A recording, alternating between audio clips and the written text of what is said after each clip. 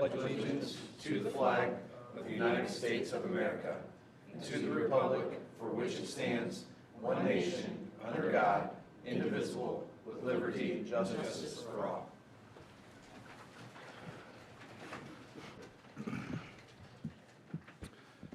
All right. There's no reason to ask you to jump on, right? All right. We are going to move to the first item on the agenda, which is the approval of the consent agenda items. Are there questions from counselors? Otherwise, I would entertain a motion. Move to approve. Second. A first from Counselor Norris, a second from Counselor Melton. All those in favor signify by saying aye. Aye. Those opposed, same sign. Motion passes 6 in favor, 0 opposed. I'm sorry, is Brad participating via Zoom? He isn't on yet, so until Yeah. he is. So it's okay to just, Yeah. okay, thanks. Yep. Thanks for the clarification, Amy. Okay. All right, up next on the agenda, we have Child Abuse Awareness Month proclamation presentation. We have Matt Wilson, who is president of the Prevent Child Abuse from Boone County, and then Adam Krupp, director of the Department of Child Services, both here this morning. And I know you guys want to come up, and I know you guys have members from your team, if you want to introduce them as well.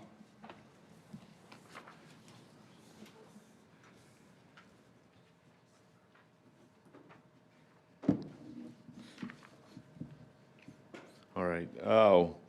Once again, this year, on behalf of Prevent Child Abuse Boone County, I would like to thank the town of Zionsville for joining many other towns and cities throughout the state and county and country by recognizing this month as Prevent Child Abuse Awareness Month. As president of Prevent Child Abuse Boone County and executive director of Boone County Mentoring Partnership, I appreciate your willingness to take the step of responding to not only preventing child abuse and neglect, but promoting proactive and pro-social ways to do so. Through collaboration and joint efforts personally and collectively with our communities, local governments, nonprofit organizations, businesses, schools, and families, that we will be able to empower, our families will be able to empower our young people by ensuring that they have a safe and supportive community to grow in.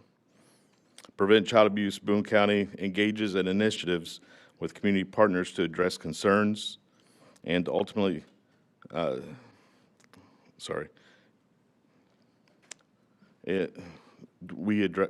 address concerns and trends of concern in our local community.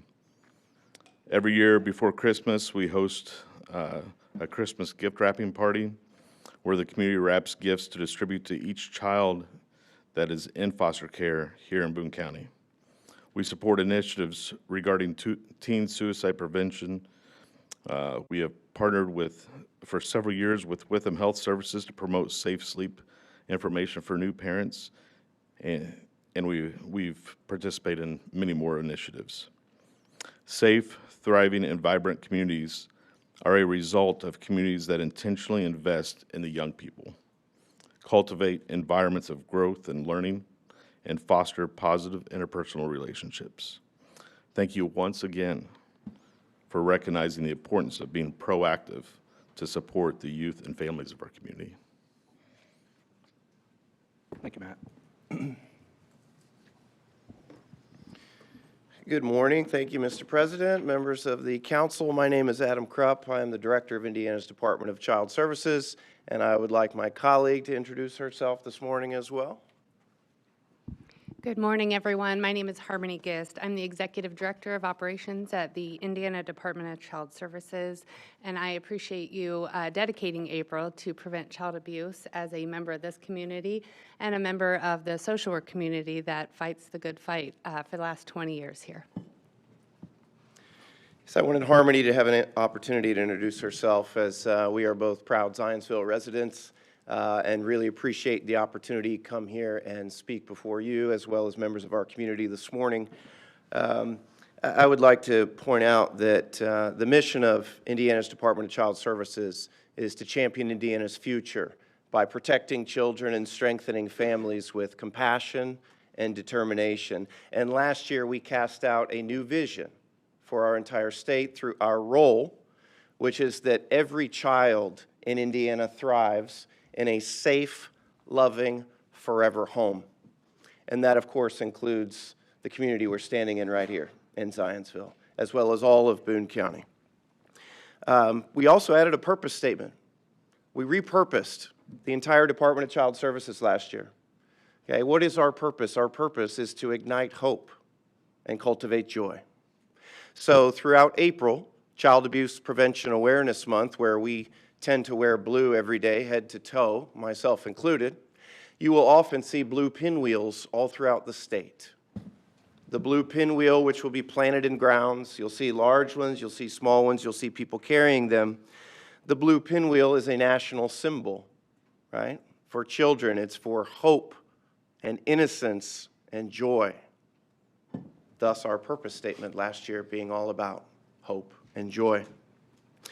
I want to put into the record, and I want to say for everybody in the audience, I'll never miss the opportunity, that the Child Abuse and Neglect Prevention Hotline is available 24/7, 365. We have about 60 or so people around the state that are manning that hotline all the time. And that number, I want to put into the record, it's pretty easy to remember, is 1-800-800-5556. I wish it were 5555. But it's 800-800-5556. Indiana is a mandatory reporting state, so if you suspect that a child has been a victim of abuse or neglect, you are legally required to call that hotline. You do not have to identify yourself. There is no retribution. Only those who use it maliciously, that's very few and far between. But if you suspect a child is being harmed or neglected, you're required to call that number, and we remind you to do so. I know there are members of law enforcement and first responders in the room, so I must say I want to thank them. I want to thank our schools. We all know that Zionsville has some of, if not the top schools in the entire state. The top 2 reporters of child abuse and neglect statewide, but especially here in Boone County and Zionsville as well, are our schools, as well as our members of law enforcement. So we want to thank all of you for doing your duty as well as reporting abuse and neglect. Finally, I will just mention, when we talk about child abuse prevention, it's not just the role of the Department of Child Services. I know a lot of people think that. We have repurposed and repositioned ourselves to not just be reactive and wait, not wait for a report to come in so that we can then respond to do something, but we're a proactive agency. What that means is we now focus on prevention. Okay, but I like to remind people, and I think it's important this morning with so many people in the room, that prevention is a community-wide responsibility. It's not just the responsibility of the department. Churches, nonprofits, business owners, law enforcement, members of the community, elected officials. The only way we truly reach that vision where every single child thrives in a safe, loving, forever home is if we all work together as a community for child abuse and neglect prevention. And I am proud to say that last year when I stood before you in 2025, that the Boone County statistics, which include Zionsville, because we report on a countywide basis, the statistics were that 76 children had an open case in Boone County. And 1 year later, today, as of this morning, I looked at the statistics, 76 has become 46. That's progress. Among the entire state with 92 counties, Boone County is doing really well. But 46 is 46 too many. So if we all come together as a community and do everything we can to prevent, to report, to monitor and take care of our most vulnerable and keep an eye on our children, 46 someday could become 0. Thank you very much for your time, Council. I appreciate you designating April as Child Abuse Prevention Month here in Boone County. I appreciate you. Thank you. At this point, I'd like to read a joint proclamation with the council and the mayor proclaiming April as Prevent Child Abuse Awareness Month. Whereas the town of Zionsville, Boone County, Indiana, believes that all children should be able to grow up in a safe environment in the town of Zionsville and across the state of Indiana. And whereas Prevent Child Abuse Boone County works to increase the awareness of the problem of child abuse and seeks to inform communities about solutions, serving as a valuable resource for families, individuals, and organizations, as well as advocating for expanded and improved programs and policies to prevent child maltreatment. And whereas child abuse and neglect are preventable, and the town of Zionsville believes that it is critical to bring awareness to the community and to teach children, parents, caregivers, and educators how to report and respond to these crimes. And whereas all community members must play a role in ensuring that families have the resources they need to provide for the safety and support of their children.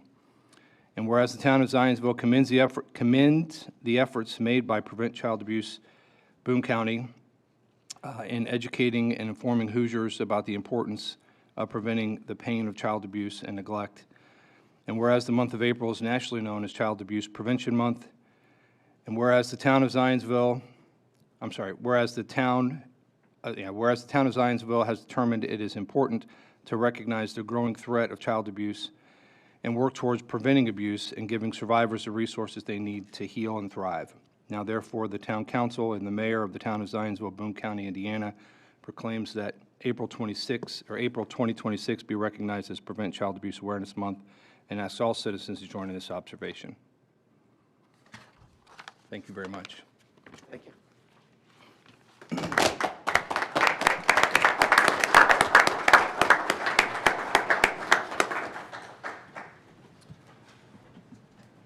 All right, next on the agenda is a request to speak. Amy, I have one request to speak. Are there any additional? No, they're not. All right, so I have Kyle Reciteris. Kyle, if you would, when you come up, just please state your name and address and item which you're speaking, and I'll give you 3 minutes.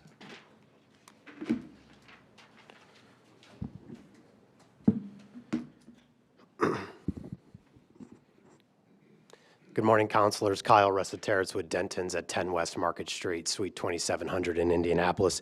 Here before you this evening on behalf of multiple interested parties in the US 421 Michigan Road overlay to ask that the council vote in favor of the Michigan Road text amendment before you this morning. Most considerably, this morning, I asked the council to consider that by approving the text amendment, it does not allow automatic car washes by right along the Michigan Road corridor.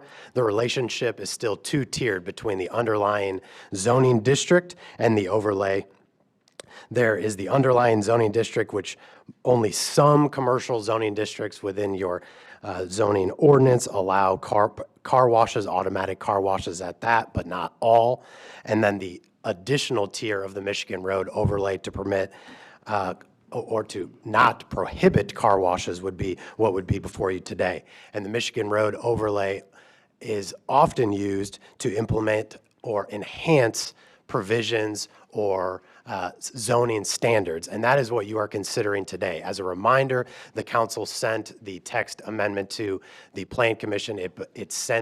They send it back to you with a 5-0 favorable recommendation with those enhancements to limit the hours of operation, to make sure all of the washing and waxing, machine drying, et cetera, is enclosed within the buildings, to limit the number of vacuums on the exterior. And most importantly, as I know this is a concern of councilors and the constituents before the councilors, to limit the decibel readings, to limit the noise impact of these car washes that may be developed along the Michigan Road overlay. That automatic car washes and the permitted ancillary uses shall not exceed 60 decibels measured at any point on the property line. Again, there are very few parcels in the Michigan Road overlay that would permit this. There are those parcels in Appaloosa Crossing, the northwest corner of Michigan Road and 32, and just north of 32 are those only parcels in the Michigan Road overlay that would even have the underlying zoning district. There are several parcels in Appaloosa Crossing that fall outside of the Michigan Road overlay that would not be subject to these additional specifications. So I encourage you to approve this Michigan Road overlay text amendment because it would actually enhance and protect your constituents because it would apply these 4 standards that would not apply to other car washes that may be developed outside of the Michigan Road overlay, but along Michigan Road, US 421, particularly those undeveloped parcels in Appaloosa Crossing.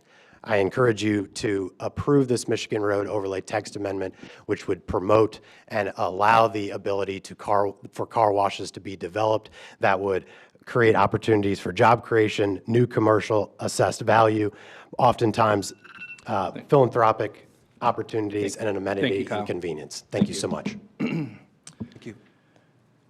All right, up next on the agenda is the Main Street Zionsville presentation. We have Erica Carpenter, President of Main Street Zionsville.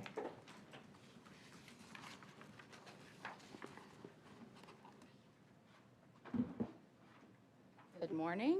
I'm going to try Morning. to do this.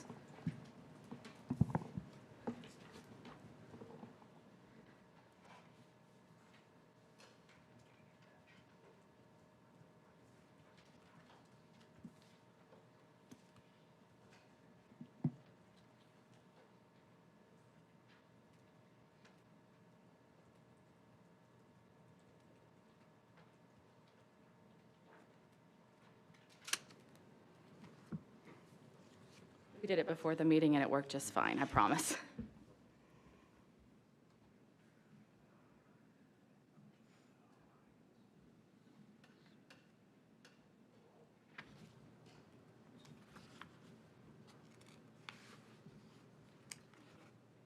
Good morning, everyone. I'm Erica Carpenter, President of Main Street Zionsville. We are required to report to the governing body of our town once a year, so here I am to do that. Thank you for having me. Just as a little recap, Main Street Zionsville received its official designation from the state of Indiana last March, so we're a year in, and I'm here to tell you sort of how that year went. So here's our mission statement. You're welcome to kind of peruse that. I won't read it to you. I will give you a little bit more background about how the Main Street program works. So we are what's called an ODAN, and that is an OKRA designated Main Street organization. We can level up to an Indiana Main Street and a national Main Street organization as our organization decides to do that and goes through all of the processes to get that approval. That's also how the Main Street organization itself works. So there's the local level, the state level, and the national level. And while we started through the Zionsville Chamber of Commerce, I did want to kind of let everyone know, because there's been some confusion this year, we are a separate entity. So we have separate bylaws, it's a separate board, separate finances, and so forth. The Main Street organization as a whole utilizes the 4-point approach. So this is how our organization is set up. This is how our committees run. There's economic vitality, design, organization, and promotion. So I'm going to kind of walk through what we did this year with those. It definitely was a year of growth. I think just capturing this information about what's been happening is critical, but also helping sort of catalyze that. You might see some of yourselves in the picture here, one of them. We had some new businesses that moved to the district. We had lots of events and engagement. We received some state recognition. Board members Liz Ezra, Mark Walters, and I, thanks to Liz also for being here today. We went to the 40th anniversary celebration of Main Street, Indiana Main Street, and received our designation there. And then thanks to an invite from Bill and Tracy Dull, the governor and Mrs. Braun stopped by to talk specifically about our Main Street organization. Mrs. Braun was the founding president of Jasper's Main Street, so she is a big proponent and huge cheerleader for the Main Street organization. I will say, as kind of a side note, I gifted them 2 Love Zionsville mugs, so it's possible that sometimes when they have their coffee, they're thinking of us. Here are kind of the things at a snapshot, the different pillars. So we have, at the end of the year, 170 total businesses with 11 new businesses. 3 business acquisitions. I wanted to list those. I think most people know by now, but Greeks, Roasted in the Village, and Truffles and Creams are all under new ownership. We had 2 Main Street Zionsville District cleanup days. This is a great opportunity for me to plug our first one for 2026, which is this Sunday from 2 to 4. You can meet in front of 530 Home, and we're going to clean up the district. I think, not like today, it's going to be 67 and sunny, so it should be a great day for cleanup. We had a total of 76 volunteers. We received one county-wide grant from Discover Boone, and we launched the website. We had 8 events, and then there's some information about our social media. This is part of what I submit to Indiana Main Street. This is kind of a breakdown by those categories of our volunteer hours. We had 1,341.75 volunteer hours this year, and it's heavy on the organization, obviously. That's a lot of the infrastructure of the organization. And then the second one was promotions. We created a Main Street Zionsville map, event promotion, social media, et cetera. This is where, another thing that we're required to report are the Main Street Zionsville capital projects. This is another great opportunity to me to give some thanks for people in the room, including Lance, Brad, Justin, Zach, who's not here but also helped with this, and Jared, as far as capturing, and he's not here, but Nick from the Boone County Highway Department also helped capturing the public investment number, which is roughly $160,000. And then private investment, the building and business owners helped report that. That's stuff like HVAC, fire suppression, paving, all those good capital information. And then one of our great partnerships that we had this year, that was one of our goals, was to have partnerships with other nonprofits, was with the Sullivan Months and their Century Structure program. They have been working in the residential space in the village to capture those structures which are 100 years old or older, and we partnered with them to identify and highlight 22 properties within the Main Street Zionsville district that are 100 years old or older, and all those plaques have been delivered, and we're sure that most of them are already up. So what's next in year 2? We are starting this promotion campaign. It was the brainchild of Tom Castellini. I wish that he could be here to talk to you about it. He tells the story better than I do. He's also the photographer, which is why this is so amazing. We are launching, it's called Charming on Purpose, and it's telling our story sort of one business owner at a time. Tanya Raudebush with Black Dog Books was first, but it's just to kind of highlight the people behind the stores and the overall Main Street experience. So all of them will say either right on or just off Main Street Zionsville, and the name of it is Charming on Purpose. Under the design pillar, we are working on an arts master plan, which we're leading kind of a community effort to identify and organize Zionsville's arts planning. Thank you to Counselor Sampson and Jenna Butler, who's also here, for being a part of that. Under organization, we are growing our support both at large and financially, and we are working on internal infrastructure, kind of the policies and procedures, financial procedures, and so forth. And under economic vitality, we are advocating for and assisting merchants as we prepare for the road realignment project. We are going to partner with the Boone EDC for a seminar this fall as we get closer to construction, and Main Street America for business resiliency during that time. We also were a partner applicant with the Heart of Lebanon and the Boone EDC on a project to do commercial design. Sort of a commercial designer would come in and give businesses tips on how to improve that, and there will be hopefully pools of money for them to apply for those if we receive that grant. So that is it. Thank you so much. I'll be happy to answer any questions now or if you have them later. Any questions for Erica? Erica, thank you for the presentation. I certainly want to, I see other, as you mentioned, Liz Ezra in the back, other members of the board. Appreciate all the work that you guys do, always advocating for the village and the community and Main Street. I've enjoyed being a part of the group and certainly look forward to helping continue those efforts. So Thank you. thank you. Erica. All right, up next on the agenda is the first item of old business, which is a consideration of a resolution regarding the comprehensive plan, Resolution 2026-02. For those members of the public, we've mentioned we've got another upcoming session that we're going to go through, and we will hear public comment at the May 4th Town Council meeting, and then take action at the mid-May council meeting, where we will also hear public comment and input as well. So at this point, this item will be continued. I'll make a motion to continue this to the May 4th Town Council meeting. Second. Second from Councilor Norris. All those in favor signify by saying aye. Aye. Those opposed, same sign. Motion passes 6 in favor, 0 opposed. First item of new business is a consideration of an easement vacation with V-Way public hearing, or this is a public hearing, and I'll share that shortly. This is ordinance 2026-07, and we have Mike Dale, Director of Planning and Building. He's not on, though. Oh, no, he's not. He's just watching. He's not participating. He's not participating. Yeah. Good morning. Viewway or Vayway Crafted Homes is requesting permission from the Town Council and your authorization to vacate a 15-foot drainage and utility easement on Lot 58 of the Pemberton residential subdivision. It turns out that they built a house unknowingly into a 15-foot drainage and utility easement. And then they notified us right away that, hey, we have a problem, when they discovered that there was a discrepancy in the plans they were reviewing versus the plat that was actually recorded. So, you know, the Vayway Crafted Homes met with us, Joe Vayway met with us, and we worked out a solution with Public Works to remove the easement on which the house is located, remove that easement, and then add additional easements to the southern lot, which is also owned by Vayway Crafted Homes, to accommodate the drainage pipe that's supposed to go within that easement.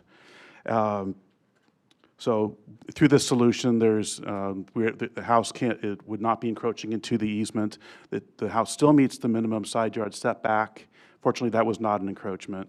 And then the area that was encroached, that encroachment area has been shifted to the adjoining lot to accommodate the drainage pipe and still provide sufficient room for a house to be built on Lot 59 in Pemberton. So the proposed vacation document is in front of you if you are inclined to approve it. Any questions for Mr. Dale? I guess I have one real quickly. So they bought 2 lots Yes. with the plan of building a house on both lots? Yes, on each lot. And thus built over an easement. How does that, you said unknowingly. How is it that they didn't know the easement was there? I'm glad that we found a solution. I'm just wondering, Yes. can we prevent this in the future? The builder unfortunately just referenced an old document and when they plotted the house. So they weren't aware of the encroachment. And then our inspectors noticed it during their inspections and found that, oh, there is an encroachment here, so. So is there not a process, Mike, where you mentioned you referenced an old document Yeah. and then built the house? Does the town not inspect that from the time that the document's pulled to the time that they put a shovel in the ground? They do look at the site plan that was submitted by the builder, but did not reference the recorded plat. Until later, as they were looking at further into inspections, they noticed the discrepancy. So we just assume that the builders are submitting the appropriate paperwork? We did no in this case. Cross-reference? Yes. Okay. Is the plan changing for the pipe that's going to go in the ground? The pipe will be, that was located in that 15-foot easement will be moved further south out of Lot 58, where the house is located. So it's there, but it's going to have to be moved? Correct. Sorry about that. Yes, it will have to be moved. And at whose expense? I'm sorry? At whose expense? At the builder's expense. Okay. Any other questions for Mike? This is an ordinance. I would also point out this is a public hearing. I've approved the publication of the notice of public hearing. At this point, I'll open the public hearing. If there's any members of the public who would like to speak, seeing none, I'll close the public hearing. As I mentioned, this is an ordinance, so this will come back to us at the next council meeting as well. Any other questions from Mr. Dale? I guess just a little bit of clarity on not setting a precedent, right? The only way this actually worked is that they owned both lots. They're moving the pipe. Their only other recourse would have been to rip out that part of the house. Or seek a variance from the Board of Zoning Appeals. Okay. Okay, just Or kinda- get an encroachment agreement from the town council. Well, I mean, I certainly think that all those are options. I think also on the front end of this, if we just compare what's what the actual document is compared to what the developers submit, Yeah. this could have been a non-issue from the Yeah, start. it could have been. And this is very rarely happens, but Sure. you're correct. So is this like a procedural addendum that we have to make for you guys to look for this Yeah, being a problem? We've noted the problem, the discrepancy in our office, and we will be more aware of this potential problem in the future. Okay. I just don't want to set a precedent that Oh, I agree. build and then we'll fit the law to what you built. Yeah, yeah. 'Cause Yeah, I that's don't a think big this, problem. this is not precedent setting. I don't know, Heather, is it not precedent setting if we do something like this? It's fine? I think you're making it an exception. I think what you're saying, Counselor Sampson, is you want to be on the record that this is not the way we're going to handle business on a go-forward basis. And it sounds like the planning department agrees that this was an oversight or error in the planning process, so. Okay. I like how she said it. Okay. Yeah, I would agree with that. Are there do we have a procedure, internal controls now where there's a final checkoff before these projects are shovel-ready to make sure that we're comparing the legally filed documents and the documents that the developers are sending into? Not per se, no. We don't. No. That's what I'm saying. Yeah. I Well, would like to I see think we this should. become Yes. procedural. I think we should. If we're, you know, asked to do this and this vacation, easement vacation, because there was a procedural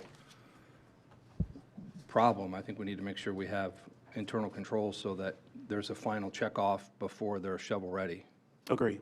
so. Yeah, that's a good way of saying it. All right, anything else for Mr. Dale? Again, this is ordinance 2026-07. This is the first reading. Are there any motions from council? I'd like the motion to approve ordinance introduce ordinance 2026-07. Second. I have a first from Counselor Melton, a second from Counselor Norris. All those in favor signify by saying aye. Aye. Those opposed, same sign. Motion passes 6 in favor, 0 opposed. Up next, the new business is a consideration of a PUD Planned Unit Development Ordinance Petition 2025-83-Z. This is Woodland Grove, Ordinance 2026-08. This item will also be continued to the May 4th, 2026 Town Council meeting. May 4th, 2026 Town Council meeting, where we will hold or have public comment on that as well. So at this point, I'll make a motion to continue this to the May 4th, 2026 meeting. Second. A second from Counselor Melton. All those in favor signify by saying aye. Aye. Those opposed, same sign. Motion passes 6 in favor, 0 opposed. Up next is a consideration of an ordinance to amend the Town of Zionsville zoning ordinance, petition 2026-08-OA. This is the Michigan Road Corridor Overlay, ordinance 2026-09. We have Mike Dale here, obviously Counselor Norris, if there's anything you'd like to add to this as well, but we'll open up with Mr. Dale. Good morning again. This February, the Town Council passed a resolution to amend the zoning ordinance to replace car washes as a category with the term self-service car wash in the Michigan Road Overlay zoning district. So as Mr. Reciteris mentioned earlier, there's two layers to the zoning district ordinance. There is the underlying zoning district, which identifies which uses are allowed by right and which are not, and then an overlay, which is typically more restrictive. And so what this ordinance would do is amend the overlay to restrict self-service car washes rather than car washes. And then reference would be made to the underlying zoning district as to whether a car wash would be allowed in these particular areas. So that was the Town Council's intent, simple intent, was to change the ordinance to strike out car washes, replace that term with self-service car wash. And that same month in February, the Plan Commission held a hearing on the matter and directed staff to go back and make some suggestions in terms of operational standards and definitions, since the zoning ordinance is void of these operational standards for car washes and also doesn't have, proper definitions for car washes and self-service car washes. So staff did that and took some advice from Mr. Reciteris and then approached the Plan Commission again in March. conducted a public hearing, and the Plan Commission forwarded a favorable recommendation with both your initial proposal and with additional text that would regulate the operation of car washes in the Michigan Road overlay, both in the urban and rural Michigan Roads overlay, which is in front of you. Councilor Norris, anything you'd like to add to that? No, yeah, thank you, Mike, for that background. Yeah, so we initiated this text amendment change to more or less lift the carte blanche restriction on car washes, which my understanding of the intention would be is self-serve car washes. So we're replacing that with self-serve car washes. I want to thank the Planning Commission because they did go through a very thorough review process, and they worked with a couple of very interested parties and what this text amendment would look like. And ultimately, they relied, they came together and came up with some really good details that I think that really help with this, such as limiting the hours of operation, maintaining that the service doors will only be 14 feet by 11 feet, no greater, no more than 18 customer-operated vacuums on site. And then I think the big one here is that the automatic car wash and its permitted ancillary uses shall not exceed 60 decibels measured at any point on the property line. So I think that's really important here. Doing a little background, some common sounds that are associated with 60 decibels, based upon my research, normal conversation, a dishwasher, an electric toothbrush, a radio or TV at a comfortable listening volume, air conditioning, a sewing machine, maybe 60 decibels. So I just want to because I know that the Planning Commission counselor / Commissioner Melton, that was one of the issues, was the decibel rating. So any car wash that in the future that wishes to be in this particular zoning district would be limited to 60 decibels from the property line. It'd be up to the planning department, I would assume, to enforce those rules and to work with potential property owners. Is that fair? Right. If we were to get a complaint, then we would go out there and take a measurement. Perfect. And then most importantly, I think what I think most of us, if not all of us, did campaign on is increasing commercial prospects in Zionsville. And I think that permitting this type of use will help to increase those commercial prospects, especially in light of some of the articles that I've seen recently in the current with our school systems and things like that. So again, I would encourage this council to start taking those next steps to increase the commercial AV in the town of Zionsville to lift some of the tax burden off of our residential properties. So that's why I'm going to ask that everyone support this today. Thank you. I have a few questions. Sure. So it sounds like what we're voting on is to create more restrictions on the use of a car wash in the Michigan Overlay District, when in reality, they're currently prohibited and we're voting to approve the use of automatic car washes. Is that not correct? Car washes are currently prohibited in the overlay. If a self-service car wash were to locate in the MRO, then it would be subject to these standards. Okay, so I was just going to remind the council too, just so there's not any confusion. So this was a text amendment that the council initiated and asked the Plan Commission to go back and consider. So this is now coming back from the Plan Commission to the council for final approval. So this is actually a process that the town council initiated. I don't know if you were at that meeting or not. I voted against. Okay, so yeah, I just wanted to double I check the guess- process. Has there been new technology created that allows for a vacuum to be under 60 decibels? I am an Unlimited Club member, just so everyone knows, full disclosure, at Crew Car Wash, and I have visited multiple locations throughout Indianapolis, including Carmel, Westfield, Indianapolis. I can't think of a single Crew Car Wash that is anywhere close to residential housing anywhere in the city. This would definitely be different from that standpoint, with the townhomes right behind it, houses right across the street. And I use those vacuums, and they are not under 60 decibels. I'm confident if If a conversation is under 60 decibels, they're not. I think it says from the property line, so Correct. when you're using the vacuum, you're standing on top of it. Right. Because I did go, like I tried to do my homework by going to Crew Car Wash and standing away from it. And there was noise, but it was quieter than I thought farther away when I got from it. I was envisioning being in the car wash and be like, this is not quiet. And the blowers inside, when the It was garage on door was Michigan up? Road where I went. Right. So that was a point that was made to me that I kind of resonated on. The noise from the pig truck behind me was louder than the car wash. And that was a little bit of my aha moment, was like, wait, Michigan Road is noisy.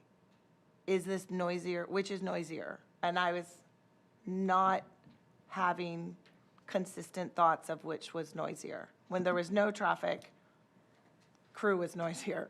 When there was traffic, I guess what I would encourage the council to think about is when you hear leaf blowers running in your neighborhood on the weekends. Imagine that from 7 a.m. to 9 p.m., 6 days a week. It's not necessarily the decibel level, it's the annoying hum that they would create. I just think that this is too close to residential housing, and I think anything along the Michigan Overlay District has the potential to be close enough to residential housing that we are basically approving the use of a business that is going to create, I mean, at 9 o'clock at night, I know there are school-aged children in those townhouses right behind it. Some of those kids might need to get to bed before that. I'm a strong no on this, but were there hours? You said 7 a.m. to 9 p.m.? that's part of the restriction in the ordinance. I think like this is definitely one of those projects that, like, I've heard two people, only two, but I'm District 4, so I understand that. That's all I heard from. Yeah, okay. Say, what about the noise? So I was taking it seriously, right? There's another part of me, a bigger part of me that has been asked so many times about bringing commercial to our town. And I think I started wrapping my head, changing my original no toward a yes, because this vote brings opportunity for commercial. And that was what I was asked for when I went door to door, over and over, lift the burden of my property taxes by more than two people. So the way I have moved to a yes is I'm allowing opportunity. I'm not allowing a business. And there is a process for when a business comes, for the public to go, this is my chance to stand up and give my opinion, let myself be heard on this particular business. And I'm here to say right now, go after the hours. Don't let it be open past 8:30 bedtime. Ask for reinforcement of noise being monitored so that if it's not falling within what is promised and regulated, then we fix it. But we're trying to fix something that hasn't broken. We're not actually approving a specific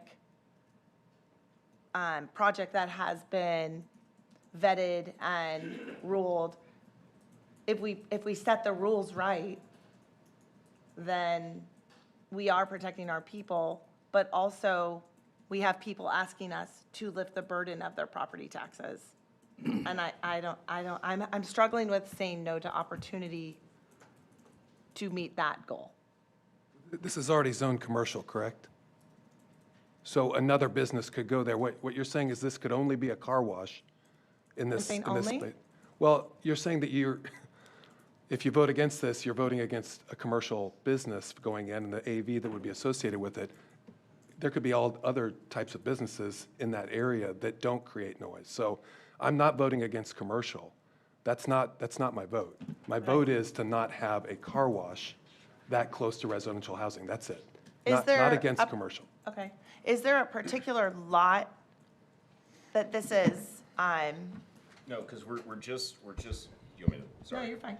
We're just lifting the restriction on the Michigan overlay. So during the development plan process, if a potential project wants to come through, right, like, it'll be completely vetted with these standards, through that process. So we're not approving anything in particular, we're just lifting that restriction within these confines right here. Right. And I understand that. I didn't know if there was a particular lot that was protected, like the lot that borders the housing.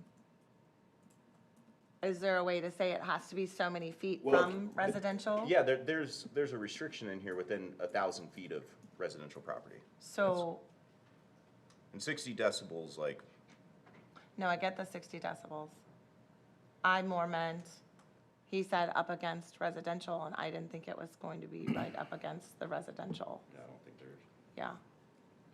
Yeah, I think there's a couple things I would point out here. First is this is an ordinance, so this will be, I guess we can approve it since it's coming from the Plan Commission. Okay.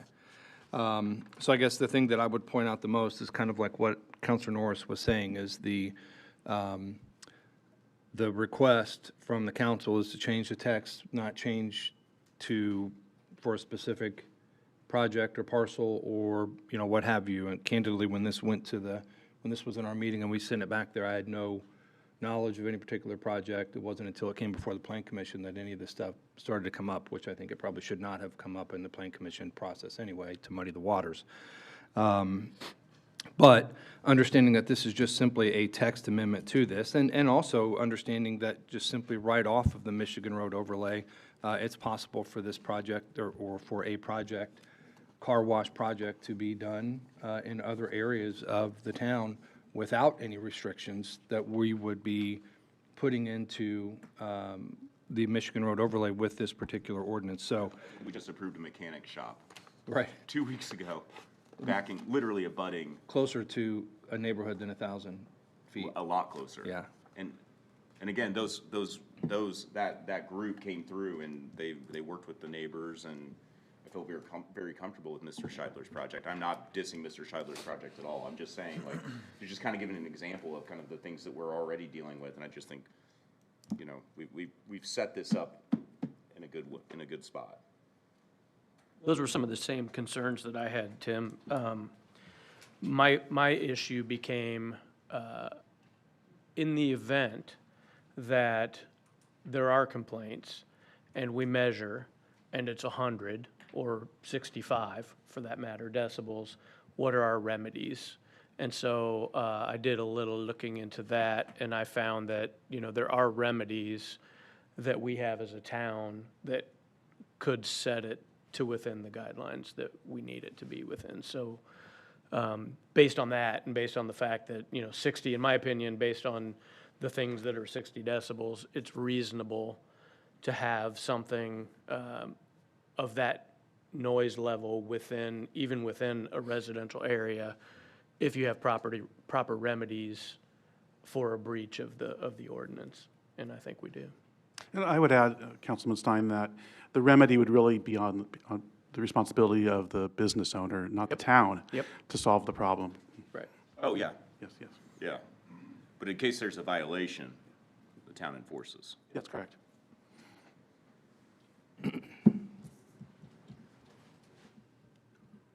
Any other questions from counselors? Otherwise, I would entertain a motion. I'll move to approve on final reading ordinance 2026-09. Second. First from Counselor Norris, a second from Counselor Melton. All those in favor signify by saying aye. Aye. Those opposed, same sign. Aye. Motion passes 5 in favor, 1 opposed. Up next on the agenda is a consideration of a resolution regarding the appropriation of additional funds and creation of a fund for DPW campus project. We have Chris Greisel with Barnes and Thornburg.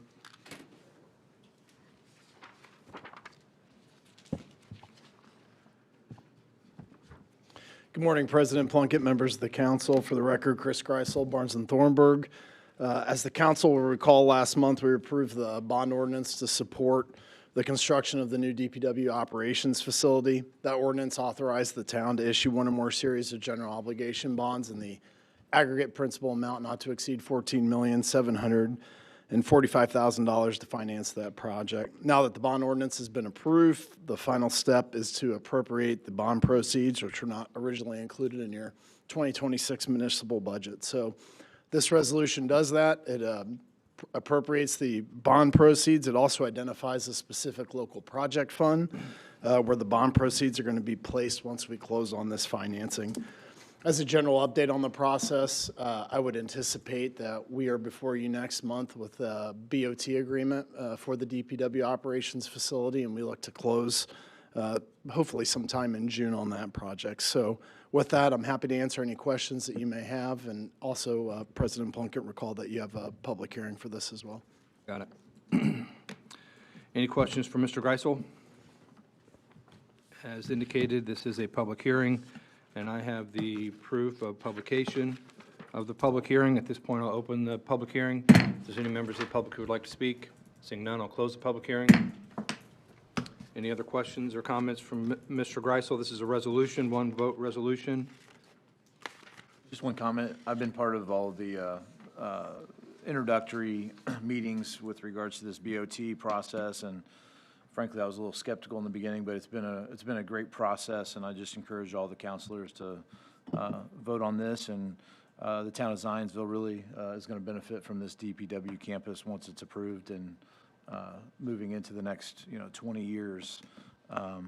It's been a great process, and I appreciate your help with this, and as well as all the DPW members and contractors we've interviewed, et cetera. So, in fact, I'll make a motion if you're when you're ready. Yeah, you got it. Motion to approve resolution 2026-10. Second from Counselor Norris. So first from Counselor Melton, a second from Counselor Norris. All those in favor signify by saying aye. Aye. Those opposed, same sign. Motion passes 6 in favor, 0 opposed. Up next is a consideration of a resolution regarding the appropriation of additional funds and creation of a fund for the West Side Fire Station, Resolution 2026-11. Again, Chris Greisel with Barnes & Thornburg. Thank you, President Plunkett, members of the council. For the record, Chris Greisel, Barnes & Thornburg. As the council will recall, last month we approved the bond ordinance to complete the West Side Fire Station. The ordinance authorized the town to issue general obligation bonds in one or more series not to exceed $8,650,000 to finance that project. Now that the bond ordinance has been approved, our final process in the financing is to appropriate the additional bond proceeds, which this resolution accomplishes for you. It also identifies your local public fund where the financing proceeds are going to be placed. Immediately following this action, we're going to be asking for your consideration of the final BOT agreement for approval of Fire Station 295, and then we anticipate closing sometime in the next 30 to 45 days on this project. So with that, I'm happy to answer any questions that you may have, and just like the last resolution, we needed a public hearing for this as well. Thank you very much. As indicated, this is a public hearing. I have the proof of publication of public hearing. At this point, I will open the public hearing. If there's any members of the public who would like to speak, seeing none, I will close the public hearing. Any additional questions for Mr. Greisel? Having none, I will make a motion to approve Resolution 2026-11. Second. A second from Counselor Sampson. All those in favor signify by saying aye. Aye. Those opposed, same sign. Motion passes 6 in favor, 0 opposed. Up next is the consideration of the approval of a BOT agreement, West Side Fire Station. This is Resolution 2026-12. Again, Chris Greisel with Barnes & Thornburg. Thank you, President Plunkett, members of the council. For the record, Chris Greisel, Barnes & Thornburg. Now that we've completed the financing process for Fire Station 295, we're here before you this morning to finalize the procurement of the fire station and ask for your approval of the public-private agreement with GM Development to develop and construct the fire station. Back in November, the town issued a request for proposals and qualifications to design, build, and transfer the fire station through a public-private agreement. Shortly thereafter, GM Development submitted a proposal and statement of qualifications to the town. And in February of this year, the town entered into a scoping agreement after it determined that GM Development was reasonably susceptible of being awarded the public-private agreement in accordance with the act. At that time, the town entered into the scoping agreement with GM Development, whereby the developer completed certain due diligence and the parties continue to negotiate for a best and final offer. And this morning, we have before you the BOT agreement between the town and GM Development. A lot of work went into this process from the initial planning stages in the summer and early fall, all the way to this morning, and the team that spearheaded that from the Zionsville Fire Department. Many of them are here this morning. I'd just like to take a minute to recognize Chief Van Gorder, Deputy Chiefs Aaron Gibbons and Jason Potts, Battalion Chief Brian Miller, Captain Todd Scales, and firefighters Sean Doherty, Sean Mitchell, and Jeremy Anker. We certainly appreciate all their efforts and hard work in delivering this project. In general, the agreement before you this morning provides for the development and construction of Fire Station 295. I just wanted to draw your attention to a few items. Number one, the maximum price for the project is $7,996,767. That is the guaranteed maximum price that's been established through this process. Included within that budget is $312,000 of contingency. That's a little over 4% of the project cost, so there is some room for adjustments as we continue to develop through this process. The developer, according to the agreement, will construct the project, and the town will pay pursuant to the installment purchase agreement, and then at closing, there'll be a bill of sale to transfer the fire station over to the town. Assuming your approval this morning, we'll continue to work on financing and closing on this transaction. As I previously mentioned, we're anticipating anywhere between the middle of May and early June to close on financing and get this project started. So with that, I'm happy to answer any questions that you may have about the BOT agreement. Chief Van Gorder's here to answer any specific questions regarding the details of the project, and also Patrick Davis from GM Development is here as well if you have any questions.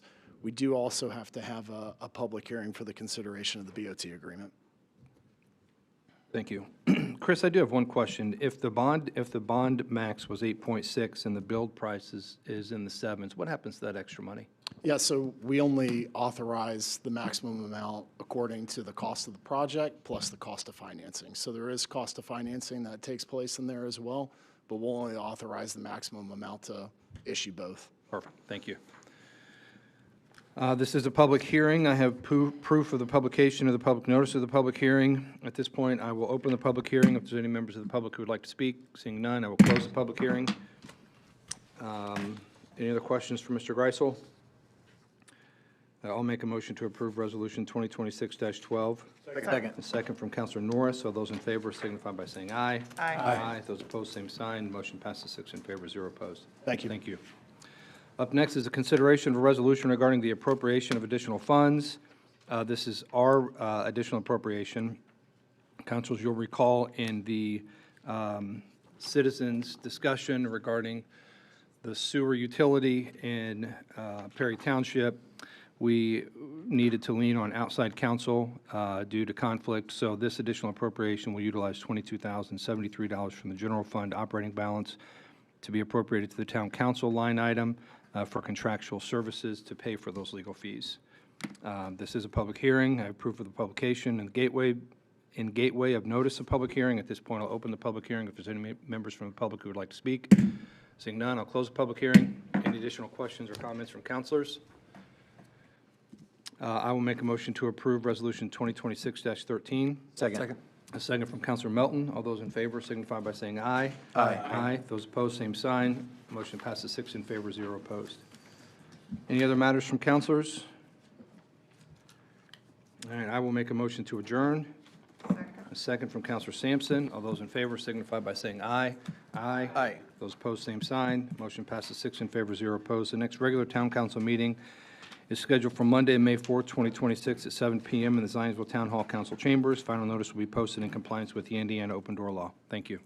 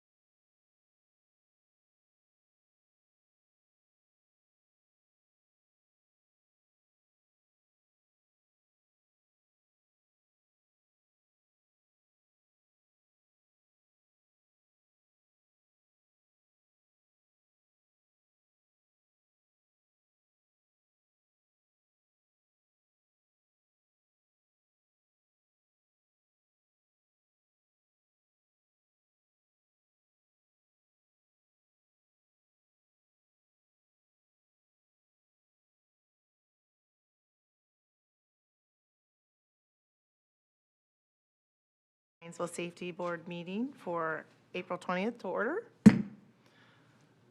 Attendance, Evan Norris. Here. Joe Stein. Here. Chris Lee. Here. Emily Fitz. Here. And I am here as well, so we're all present. Let's move on to the approval of minutes for March 16th. Did everyone have a chance to read the minutes? Okay. Anyone want to move to approve? Motion to approve. And I will second it. All in favor, say aye. Aye. Anyone opposed? Passes 5-0. The Fire Department Monthly Report. Chief Van Gorder. Morning, Madam President, members of the Safety Board. Part of the Fire Department Monthly Report, I've got a brief update, followed by Chief Gibbons to give you an update as well on our continued staffing challenges. I know it was talked about the previous meeting, but for the record here, we're excited to report at the Safety Board that we do now have a signed BOT agreement with GM Development with a GMP not to exceed the budgeted amount. We are excited about that project. As our BOT counsel, Chris Greisel, pointed out, the fire department has an internal team that consists of myself, the Deputy Chief Gibbons, and Potts, as well as Battalion Chief Miller, Captain Scales, Sean Mitchell, Shane Doherty, Captain Todd Scales, and firefighter Jeremy Anker have enjoyed the BOT process for the scoping period and are looking forward to getting things started. And our first meeting with GM Development is tomorrow. So we look forward to that. As a general timeline for this board, we'll give you updates along the way. It is our target at this point, maybe a little premature, but again, I like to set goals that we would like to see that fire station open in July of 2027. So we're going to work as tirelessly as we can to make sure we achieve that goal within the prescribed budget that we have. Another construction project that I think you guys are aware of, it was contained in our 2026 budget, to give you an update, and that was Fire Station 292 on Michigan Road. It has a 16-foot bay expansion off the front of the building towards Michigan Road. If you travel that way, you will see a fence there. Yes, we are working on a sign there to let people know that the fire station is open and serving the community during this time period. We've had to make some operational changes where actually the fire trucks will respond out the back of the fire station because they have to work on the front of the fire station. So it is open, it is staffed every day, and we'll see that go. We'd like to see that project conclude by August of this year. So those are the quick construction updates I have for you. Unless you have questions for me, I'll turn it over to Chief Gibbons. Yeah, the only question I had was, as a town councilor, I got access to construction projects in town, not just those, and I was unable to open that. So I don't know if someone could send me that. We'll get with you after this meeting, Chief Potts Okay. will, and make sure we get that access. All right, thank you. You bet. Chief Gibbons. Good morning. Good morning. In your guys' packet, you will find in order, if they've not been taken out of order, 3 different staffing outlooks. The one that I'm going to reference here initially is the one that is dated April 12th through May 2nd. That's what our current 21-day cycle is for our staffing. And as I spoke last meeting, just another visual representation of the amount of times that, one, that we are mandatoring people to work, so those will be the red. Anywhere you see red on there, there are multiple days that we have multiple mandatory spots. I unfortunately am also here to report that we had somebody, one of our operational firefighters, experience an off-duty injury, so that has affected this. So if you want to compare what I showed you last meeting to today, that will be the second sheet you'll find in your pack, and you'll see that unfortunately we are trending in the bad direction. But the thing that I would also draw your attention to is the number of yellow slots. And every time you see a yellow, that is a fire truck that is running under industry standard or below what our staffing level should be. And then if you'll look as well, there is not a single day in this 21-day period that we are actually meeting that staffing. So there's not a single day where it's all green, and obviously that's what we are striving for. The last page you'll find, or the staffing outlook you'll find, is actually a comparison to this time period last year. I know that was something that was requested at the last meeting, so as I bring these to you guys, I will continue to provide those, so that way we can kind of compare a year's time to where we are today. But it's one of those that we're hoping that everybody continues to stay healthy, and we don't experience more injuries, but I think this is a good representation to see what one injury can do to our staffing.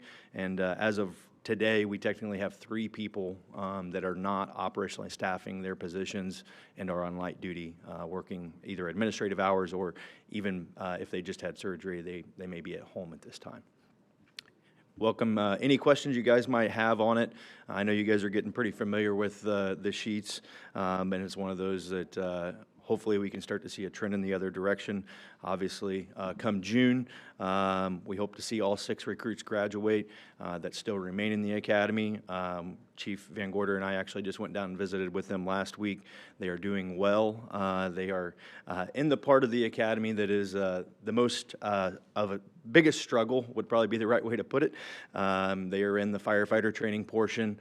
The weather, obviously, the temperature spiked the past couple weeks, and so being in turnout gear all day long in the heat, and we aren't even into summer heat yet, it's starting to make an impact, but they are doing very, very well. They are all in good spirits and all testing very well. And then the last thing that I'll share that does tie into the staffing, as we have an EMS committee that's comprised of Division Chief of EMS Tad Henderson, who was with us last meeting, and then I believe we have about 9 operational folks that are in that committee, and they continue to strive to find ways for us to make EMS service here at Zionsville better. And one thing that they identified is sometimes our paramedics are limited in their availability to do training, whether that be on shift or whether that be off shift.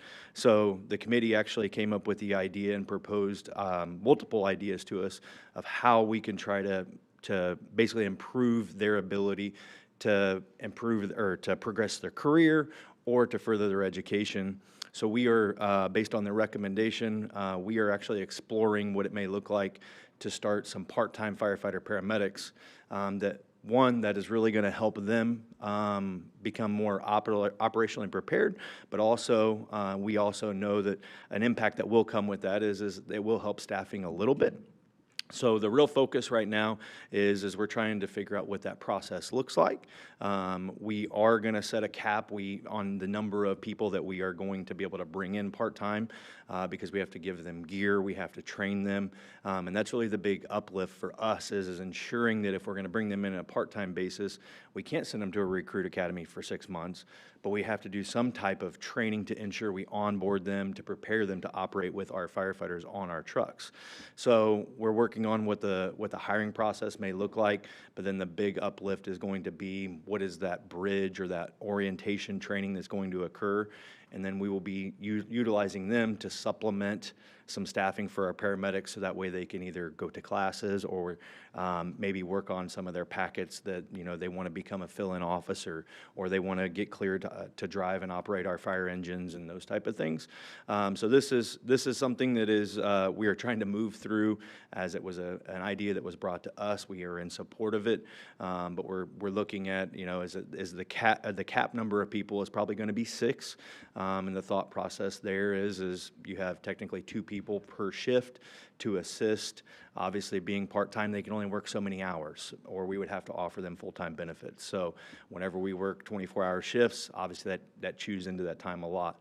Go ahead. Can I, a lot of information you're throwing at me. Yes, Hang sir. on, I got to back up a little bit. Sure. So these 6 part-timers will be firefighter paramedics or just paramedics? Firefighter paramedics. Firefighter paramedics, most likely from other departments and probably working just like every other, like I should say most firefighters I know that work a job outside of the firehouse, right? So these guys or gals will be coming in and, okay. And the goal, is it my understanding, we haven't talked about this, so I want to, my goal is it the understanding that they will supplement the medics and basically we can take some of our firefighter full-time guys and gals off of medic and put them into trucks where needed, and then they can fill in on the medic truck? Correct. Is that the whole, Correct. is that what I'm getting? Okay. Correct. And that's the thing is that would give our firefighter paramedics an opportunity to be on the fire engine or be on the ladder. And that may be to train, or that may be to progress their career. But then the other thing is, there's also a lot of times that people want to go to outside classes, but we don't have the staffing to get them there. So this also would open up the availability for some more education leave. So if they want to go and do an airway lab for 8 hours of the day, they could be supplemented with a part-time person instead of being told, you're going to have to find a trade because we don't have the staffing for it. So it's really, it's a dual purpose because it's internal training, but it's also external training, which there's a ton of continuing education that paramedics can do. But unfortunately, whenever our staffing looks like these sheets, it's really, really hard to get people away to those trainings if it falls on their shift day. So like a substitute person? Yep. But my goal would be is hopefully, right, is to knock out some of this red on here. Is that not the ultimate goal, right? That absolutely will occur. You want to add, Chief? I'll let you jump in. I was going to say, Councilor Norris, you're exactly correct. I mean, this is a stopgap measure as we try and address 3 firefighters that are not able to work because of various injuries. And we also have 2 vacancies that we will not be able to fill until January. One question I would anticipate to have would be, how are we going to fund this? Right. So we're going to utilize those funds for those positions that are not able to work, or those positions. So it's just a lateral move. This is not something new. It's actually Zionsville Fire Department started on this 24 years ago, and that's how we hired our first group of part-time firefighters, where they're paid standby. They worked hours. So we've done that, and we built to the point where we are full-time. Now we need to find a way to be able to help support this initiative. So this is, as Chief Gibbons has mentioned, the ability to fill some gaps. We've heard from our firefighter paramedics that, hey, we're getting run ragged, if you would, or I don't have the opportunity to continue my career development. I have to stay on the ambulance. Right. So what can I do? And again, they came up with this idea. We said, okay, well, we'll use the dollars we currently have. We'll look at hiring some part-time folks. And this, I would say, is, well, it may look at maybe a 6 month to a year. This is probably going to have to be a program we look at for the next 1 to 3 years to get there. But every year I'll be trying to transition these part-time folks away to get full-time individuals into these spots. We've had a discussion with union leadership to make sure that they're on board. They understand that this is kind of a stopgap measure to provide some support. The other good thing we're seeing is that we have tremendous interest from our incumbent firefighters to go to paramedic school. But again, that's a 1-year program, and now we need to take them, let them off shift. So now I need to have more firefighters to backfill in that position. And that's a 1 year. So again, another reason yet to have part-time for maybe a 1 to 3 year period of time. It is a less expensive option, not the preferred option, because as Chief Gibbons said, they can only work up to 30 hours a week. We're trying to limit it only to 2 individuals because we won't have enough funds, even with the dollars we have. We'll gauge the success of this program. Our hope is that really 6 people, 2 per shift. We have an A, a B, and a C shift. Maybe one of those would be a career firefighter somewhere else that's just looking for a good, solid part-time job. The other one we have, we're hoping for that second position per shift, maybe a young person who just got their paramedic and is a firefighter 1, 2, maybe in a smaller department or somewhere else that we may be able to entice to make the transition. Yeah, I was thinking that, a little bit of bringing some people over. And we have found internally, our firefighters and our labor union is, they're willing to give us a chance. We would prefer full-time individuals fill the spot, and it's much easier for us. But it's a great temporary sounding board and practice session to see if this employee is going to pan out for us, be dedicated to the job, be values and morals that we're looking for. And again, if that's the case and we have those individuals, that's a quick process for me to go to the Merit Commission as the appointing authority and say, hey, I have firefighter paramedics. That's the premium individual spot we have, and we can actually pull them from our part-time program and right into employment opportunity. You said you can't fill 2 spots until January. Is that funding or is that training? Training-wise.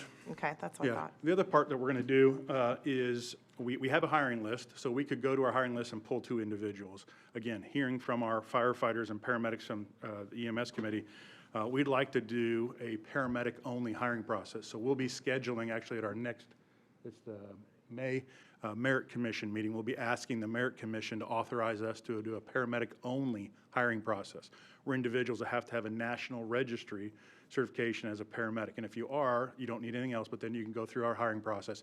You'll still need to go off to an academy, but again, that allows us to try and get those individuals to help us meet that need.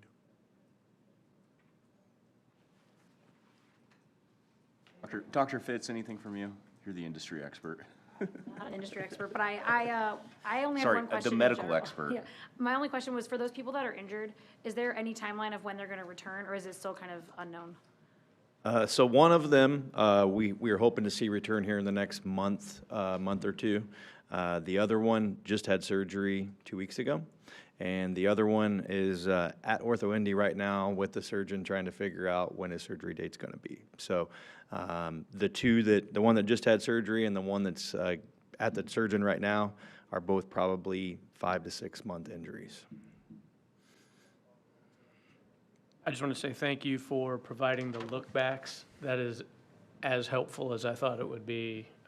It does tell a story from a distance. You just look at it and know what the issues are. Yeah, I So think thank you. a year ago, definitely. I know. I'll continue to provide those as I bring those, so that way we can compare, maybe not apples to apples, but pretty close to apples to apples. Is it the hope, though, that when these 6 come on, and right, because I'm getting a little nervous, right, because as the year continues to go, at least what I think what we saw last year was we saw more and more red, right, as we continue to go throughout the year. Is it our hope then that these 6 that are coming on are going to drastically reduce some of this? Because I would not say drastic. I would say, because if you look at 6, we have 3 shifts. It's pretty obvious, 2 per shift. But if you take a look at every one of these days, and you got to remember they're going to get a Kelly day and they're going to get PTO days. So they're not here every day. But once they get through their, because they're going to do an orientation training whenever they get done with the academy, of basically acclimating them to Zionsville, and then they got to work through getting cleared to operate on the ambulance and all the other trucks. But the key thing is, if you look and you added 2 spots, 70% of these days, we'll say that they were, as a newer firefighter, they're going to work 70% of the days in a 21-day cycle. 2 people will absolutely help. It may get us close to looking like we did a year ago, but I also, if you look some of these days when you have 3 red spots in a day, 2 people is still not going to fix the problem. But I think if you look at the trend, to your point, the trend right now is wow, we're really starting to grow in these mandatory spots. You'll see some improvement come June 15th and beyond, whenever they do get to shift. But I think the word drastic for me would mean I'm seeing a lot of green on here. I don't think we're going to see a lot of green. I think we're going to see some of the red fall off. That's the reality. I mean, 6 and 7, other than on a middle school level, 6 and 7, those numbers are big for, those numbers are big for how many people were short in a day. Yeah. The 29th, the May 2nd. Yeah. And to your point, Evan, when you said 6, it's really 6, and then we're going to get a couple back from injury, right? Yeah. So that'll help. That will help. However, my guess is we're never at 0 injured. We're probably there's always 1 or 2 that are all banged up a little bit. Councilor Stein, that's a great point. And we kind of realized that before, as we're trying to fill the staffing, and we never really planned for, and we haven't yet in any of our staffing projections planned on anybody. But very rarely, I can tell you in the last 5 years, have we had anybody in a 6 to 10 month period of time where we've not had at least 1. Seems like they come in droves and things of that nature. The other thing I would say, as Chief Gibbons mentioned, we're talking about targeting the red, but you also got to look at the yellow. And just a quick reminder that we hope to get through all this. We're still short 6 full-time firefighters. That's to get us to the end of this year. And then in July of next year, we're going to open another fire station. So again, this is a staffing need. I think you will see our local 5195 individuals and members become more active as they do their election coming up, and they'll be joining us. We want to make sure that we're communicating the need here, because our staff is coming to us saying, well, what's the council doing? What's the safety board doing? What's the mayor doing? We want to make sure that we share all of these needs to meet the basic response model. Yeah. Well, we're basically in the start of budget season. Are you pitching this and having any, I'm fully aware of all the constraints on the municipality for Senate Enrolled Act 1. how are you pitching this? How are you, what's your plan? In my brief tenure here and the past 34 years, every time I view my responsibility is to let duly elected officials know what it needs to meet industry standards. Every year I've asked for full staffing since I've been here as chief for 27 years. Some years we have succeeded, some years we've not. As you said, this is not a mayor's problem or a safety board problem. This is a Zionsville problem, and it's a Senate Bill 1, a House Enrollment Act that is, or excuse me, Senate Enrollment Act that is really going to hamper our ability to make significant changes. We are going back internally and looking at how we can change and cut things out of our current budget to say, how can we get one or two? How can we ask the safety board, the council, the mayor to make other changes so that we can get one or two, even in years where we're seeing zero new revenue increase? I think there'll be some slight revenue increases there, but it's also our responsibility to tell you what those numbers are. And then unfortunately, the duly elected officials are going to have to prioritize where that dollar goes. Well, I think sometimes we forget to look within our own budget where we can shift money. Where is there a tightening of belt that isn't just personal expenses? No, I'm happy, and I've shared this with the mayor. We as department heads have not submitted our budget request for next year. We are, as you said, in that early stages now. The mayor's rolling out his timeline for department heads to submit that. And we've looked at it, and I have identified and shared with the mayor that we have found a path for one new firefighter with the budget dollars. Good. Keeping in mind that we're paying Perry Township currently. We will no longer be paying Perry Township before. So that's an $80,000 worth of funds that were not Good. allocated. So now I've got that.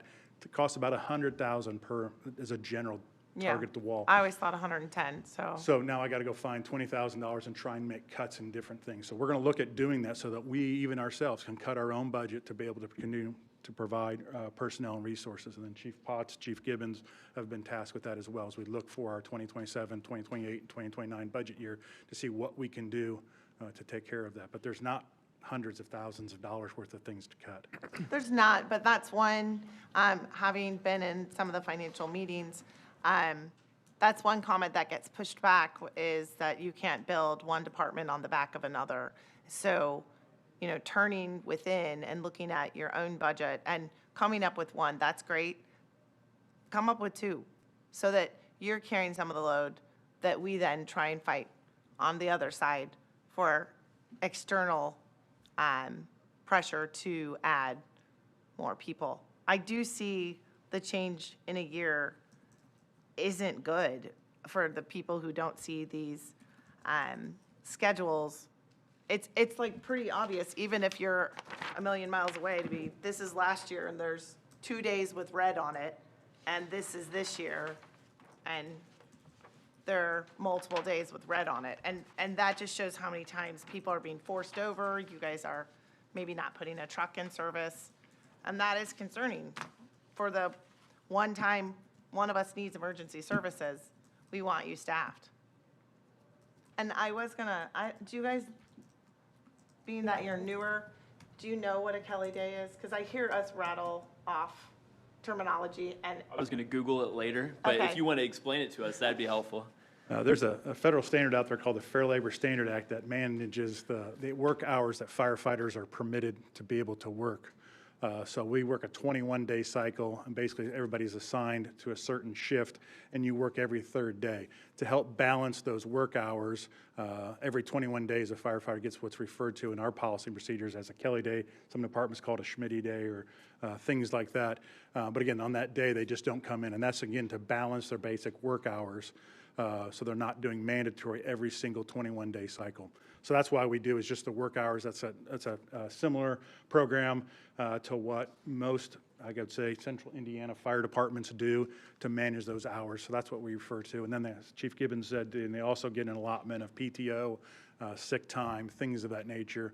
So they're not able to work. Really takes us about 3.5 full-time employees to fill one spot. Because again, you need 3 people to work different shifts every day. So those are some of the challenges that we have.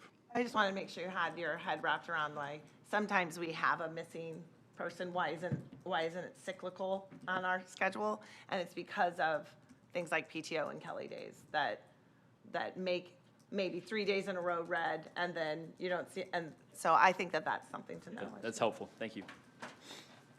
I was just gonna say one more thing. I know we've focused a ton on staffing, but I really like the idea of trying to hire the part-time people to give our firefighters more training opportunities. I think that's great. Yeah, definitely the training is awesome. And a quick 19-year, I guess flashback 19-year and 1 month ago when we started this, the fire department had grown to be paid standby. That's all we had. We had 60 part-time employees. That was our first step. And where did the first 17 people come from? From the paid standby program. And now, over the first 2 or 3 years when we started that 19 years ago, you pilfered that whole group, pilfered that whole group, and there wasn't money left. But that's kind of why we're going back to it. We want to make sure that we provide competitive compensation because we want the best paramedics working here, whether it's part-time or maybe it's that next full-time opportunity. So we're looking forward to this new initiative. And the nice cool thing about it too is it came from within our own organization. It came from our EMS committee, Division Chief Tad Henderson and his team. Chief Gibbons has been working on that, and we look forward to rolling that out here in the next 30, 60 days. Can I ask one more question, please? How does one get their paramedic, or is it, I know there's an EMT program through North Central, right? And I think Ivy Tech has a program either for EMT or paramedic, I'm not sure which, but I just want to have a path laid out for anyone who might potentially watch this, that they could get some sort of training. I know it sounds great to get our transfer people for the extra job, but who are the other people? How can we open this opportunity to others who maybe don't go to college for becoming an EMT or medic? Great question, President Sampson. There are dozens of paramedic programs across the state of Indiana. You can now do your paramedic program online. And then you go do your hands-on skills at labs or hospitals and things of that nature. So it really depends upon the student what their preference is. We just have had 2 incumbent firefighters sign up to go to the IEMS paramedic program that starts later this year, which is more of a classroom-based program, more of a traditional learning model. We have been very successful. We've had probably about a 90% success rate with the online program, but again, it just depends upon what those students are. So again, and this is a national registry, so it's not just in the state of Indiana. If you're in Ohio, Michigan, or Illinois, if you're watching, and you want to go get, or you have your national registry, that's a national registry process you go through, then you'll be eligible to not only, well, first of all, you'll be able to apply for our paramedic-only hiring process. You wouldn't be able to work paid standby because we need somebody who's a paramedic and a firefighter 1 and 2. Right. Because those are the people that we're looking for. Chief Gibbons has identified. Just trying to lay a path for education for those people who are looking for a different path, maybe straight out of high school, or someone who's gone and gotten their undergrad and isn't sure what their next step is. So. Pretty much. And I know our recruitment team, led by Captain Campbell, is identifying those training programs that are teaching paramedics, where you'll see our recruitment team showing up to those classrooms and maybe hanging out in the hallway and say, hey, when you graduate, consider coming by. I was going to suggest, do we have anyone go over and do any kind of speaking at the J. Everett Light? Yes, those programs, the Ivy Tech programs. IEMS is probably not, it's kind of frowned upon because they're training their own people to work there. Yeah. But if we have an opportunity to go over there and talk a little bit about Zionsville, we will. Okay. Any other comments or questions? All right. No, just remember, everyone keep their heads up, right? Like, remember, we went from being flat last year, 0 hiring, to we ended up hiring 3, and I don't think one person in town hall was gonna get a raise last year, and then I think everyone got 2% across the board. Not enough, but it's better than nothing. So let's keep our heads up. Yeah, we'll just keep working with the administration on the budget process. So, Item, I don't know, old business, none, new business, none, other matters, fire prevention division presentation. Good morning, Madam President. Excited to have our Fire Marshal, Ron Lips, to spend a few minutes with you this morning. Reminder, our Fire Prevention Division consists of 3 civilians. That position that is led by Fire Marshal, who reports directly to myself as the Fire Chief. We have a Deputy Fire Marshal and 1 Inspector Investigator. The active construction project for this team has grown to 28 active projects within the Zionsville community, and we're helping to ensure that those commercial developments come to fruition and get their C of O. These are projects that are under construction. We saw over 1.3 million new square feet of commercial property added in 2025. This past year, the team completed the highest number of inspections ever, with over 1,607 inspections. These 1,600-plus inspections covered 57.5 million square feet of space. Thanks to this team's working hard to establish relationships with the business owners, we also were able to see a 17% reduction in the amount of violations that we noted, which is a true sign of success. At this time, I'd ask Fire Marshal Ron Lips to please come forward and share a little bit about his division. 1,600, wow. That's a lot of investigations. And inspections. Let's see if this works. It worked the other day.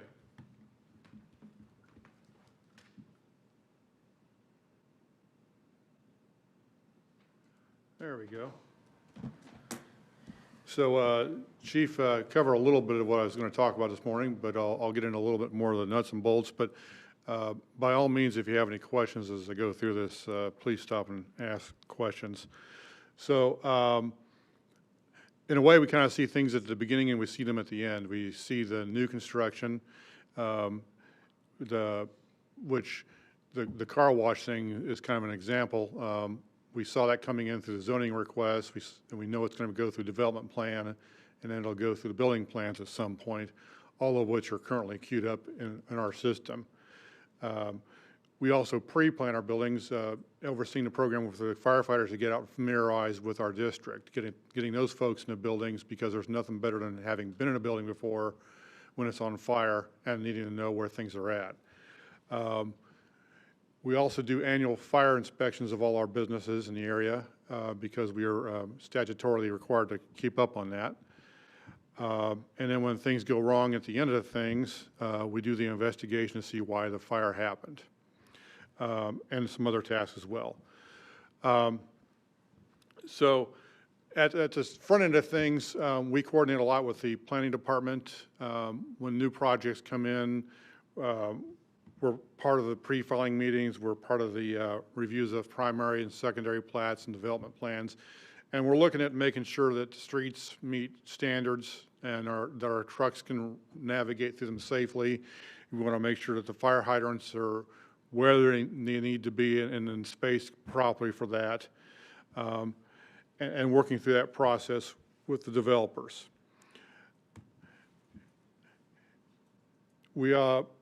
When it goes to building construction phase, that's when we work with the building department and do concurrent reviews of new buildings. And we're looking at fire code compliance for the structure, exiting paths, fire systems, the whole ball of wax on the ground up construction of a building. And again, looking at not just the public interest of being able to exit safely, but our firefighters being able to get in there and operate the way they're supposed to be able to operate.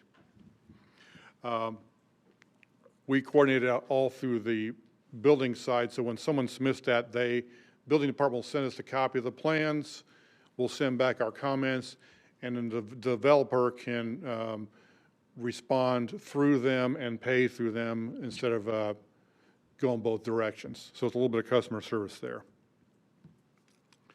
On the other hand, fire systems, fire alarms, fire sprinklers, hood suppression systems, and anything else that's going to attempt to contain, warn, or put out a fire, those are permitted separately and directly through us. We've improved our software, and it's still tweaking it, obviously, but we just transitioned to new software at the end of last year, which has proven to be streamlining things as we kick out the new modules. So we'll get the building plans, then we'll get concurrent plans later, or sometimes they'll come in later because a lot of times they can't design a sprinkler system or a fire alarm system until they know what the approved building is going to look like, and those come in later, and that's why we handle those separately most of the time. So on a new infrastructure like the streets and the fire hydrants, once the development plan is approved and they start building that, before residential, I'll stop here for myself for a second here. Residential subdivisions, we only have authority as far as the infrastructure to streets and fire hydrants. We don't inspect individual single-family residences. We don't have code authority there. But we do verify that we can get our trucks in, the streets are ready to go, and the water supply is ready to go before we authorize the building department to allow them to start bringing wood packages in and going vertical on those structures. So there's that part. Then on the commercial buildings, when those start going vertical, once we get to the point where we got to look at the walls and electrical, we'll start going out alongside the building inspectors to make sure everything looks good there.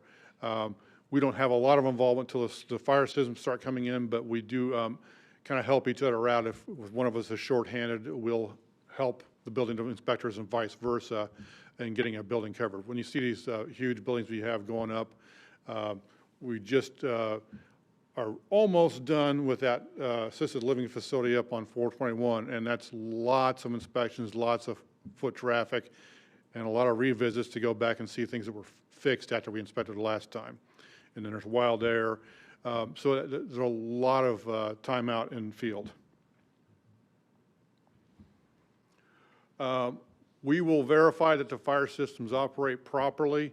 We'll flush fire hydrants, make sure water keeps coming out. Had an issue about 2 weeks ago. We were going to accept some fire hydrants, turned it on, the water came out, and then trickled off to nothing. They'd closed a valve somewhere, so supposedly that valve has since been opened up. I have to go back and check it out. Fire sprinklers require underground test, above ground test. Essentially, they're pressure testing them, so when we hook a fire truck up and start pumping water through them, we know there's a safety margin so where we don't start popping pipe. And then for the final inspection, we'll flow water through the system, make sure it gets from point A to point B like it's supposed to, sounds the alarms, and so on. Only have had one that completely failed, and that was because we had a new water main go in nearby that project, and then when we flowed water through the system, it pulled all the pea gravel that they got into the water main into the sprinkler system. So you had to take it apart, get the gravel out, and then pass the next time. Fire alarms, we'll make sure, obviously, that they sound correctly, that the strobes are synchronous, not random, so we don't have an issue with people who have seizure disorders getting that affected. And in the communications test, make sure the alarm actually dials out and calls the correct dispatch center and gives us the information that they have. Kitchen hoods, and this is a picture of one we just did recently. We'll do the fire systems test, which essentially means if there's a fire in a fryer, the system will activate the suppression system, discharge the agent on to put the fire out. It'll shut off the gas, shut off the electricity, so there's no more heat. It'll turn off the intake air, but keep the outtake air pulling the smoke out.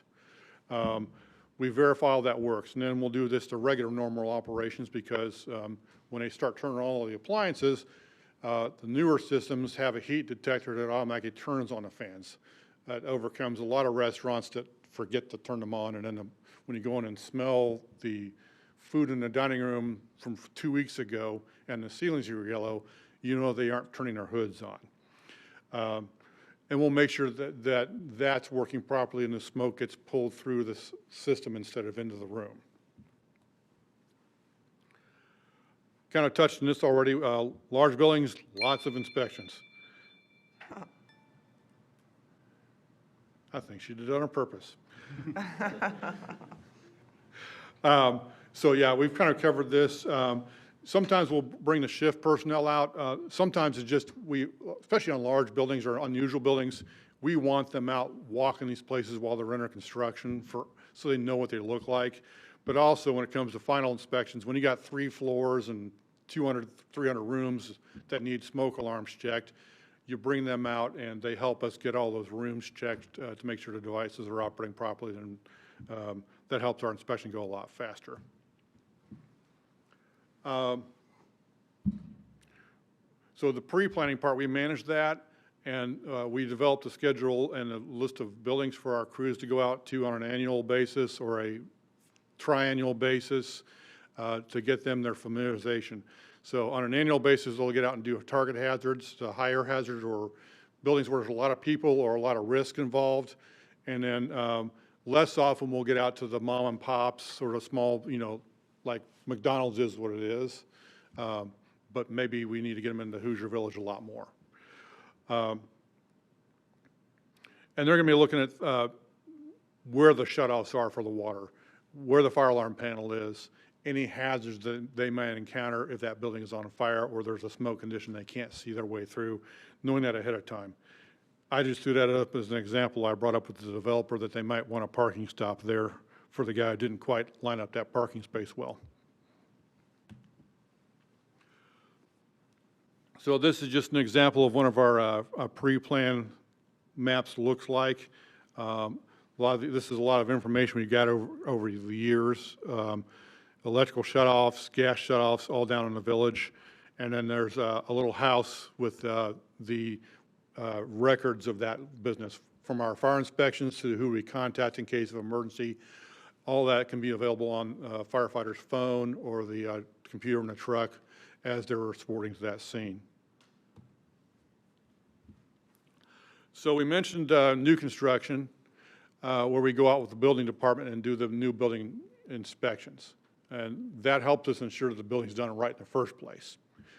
Once that building gets a certificate of occupancy, the building department's done, they're off to the next new projects. But as a fire department, we're statutorily required to do annual inspections to make sure that they maintain those buildings as they were designed. And it's an educational process. We like the educational process more than just the enforcement process, because you can enforce and make someone do it, or you can educate and make them understand why it's important and then just do it. You can change habits. So right now we're in a range of 1,000 locations we make visits to every year around town and do that process. There are some other things we're trying to get better at, in particular checks of emergency access gates and drives. This new software we got is going to be able to hopefully prompt us every 2 years to go out and make sure that so we have Hidden Pines is a good example. If you go up 421, there's a gate and a drive that goes back into the backside of Hidden Pines. That's one of those emergency access roads. That one's not too bad, but we've got some other drives around town that there's a lot of trees and they can grow over. Want to get better about us getting out and prompting those folks to get those things trimmed back. And the same thing with private fire hydrant systems. The green hydrants up and down the streets those are owned by Citizens Water. But if you see red fire hydrants around town, those are owned by the property owner, like apartment complexes in particular. But there's a few strays around you'll see as well. So trying to get better on prompting us to ask those property owners, hey, have you maintained your fire hydrant, and when was the last time that happened? Because if not, those things can sit for 20 years, never get opened, never get operated, and then when you need them, they don't work. And we've run across it more than once, to the point where firefighters are hesitant to use an off-colored fire hydrant because they would prefer that green one that knows it's been maintained. Can I ask a quick question? Yes, ma'am. Is that enforced? Can someone accidentally put a green fire hydrant in, or so that we don't know if they're private versus citizens? We'll know, and it's kind of by default, I think. So when we had COVID, I was doing a lot of hydrant research to have nothing else to do. Something to do. Yeah. So citizens will go out and maintain make sure their hydrants are painted, their hydrants are maintained. So I also occasionally get an updated map from them of their water mains. That's what I wanted to know, if you had a mapping of what's what, in case you got somewhere and it was green and you relied on it, and then it was a farmer's one that hadn't been opened. And so, but that also opened up a little bit of a can of worms, because, I had no idea that these green hydrants over here were supposed to be red, because there's no water main from Citizens going to them. So, and if it's not on Citizens' map, it's not a Citizens water main. So you found that in COVID. Have we had any review of the mapping anytime recently, or?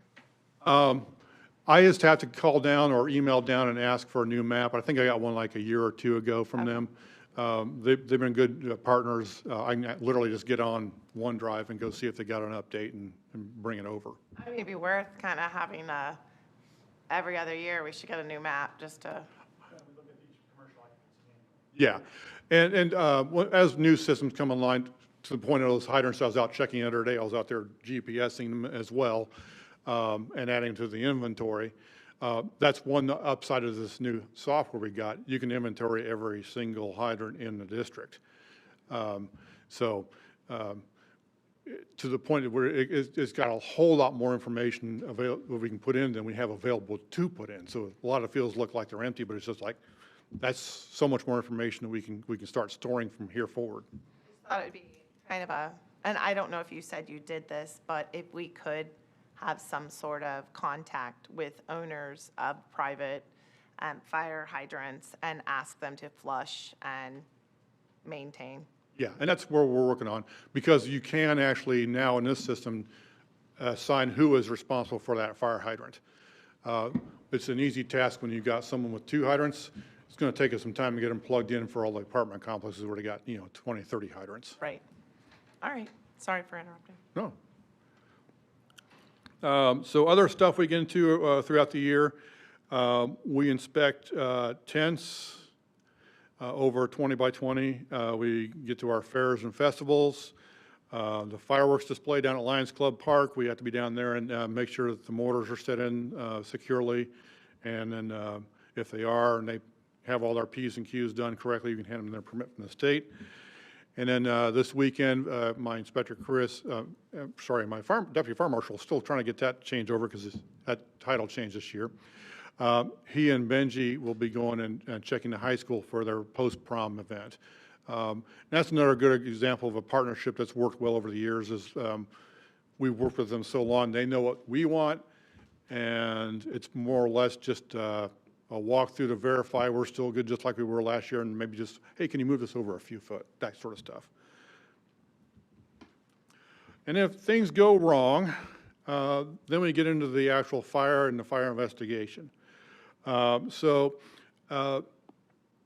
station officers are responsible for the basic stuff. So, a lightning strike here where they blew off part of the roof, the station officer is going to go ahead and just do that report from start to finish. That's pretty straightforward. The kitchen stovetop fire where they smoke up the bottom of the microwave, they're going to handle that stuff.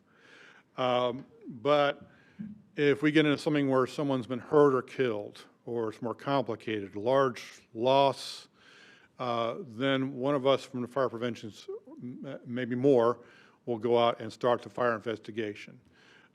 Typically that will be a scene response immediately, or as soon as we can get there, since most of us don't, actually I think Doug Gauthier is the only one who lives in town.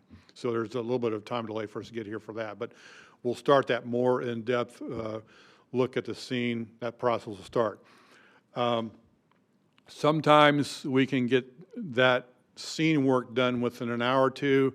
Sometimes I've had a 12 to 18 hour stint on a scene. Sometimes they go days. Sometimes you can start and then have some time between, and it takes a month and a half. It really just depends on what all is involved. But you're coordinating with law enforcement sometimes if there's anything suspicious, or sometimes they're just a great resource using their detectives or officers to do interviews of our involved parties because we're busy digging out the fire scene.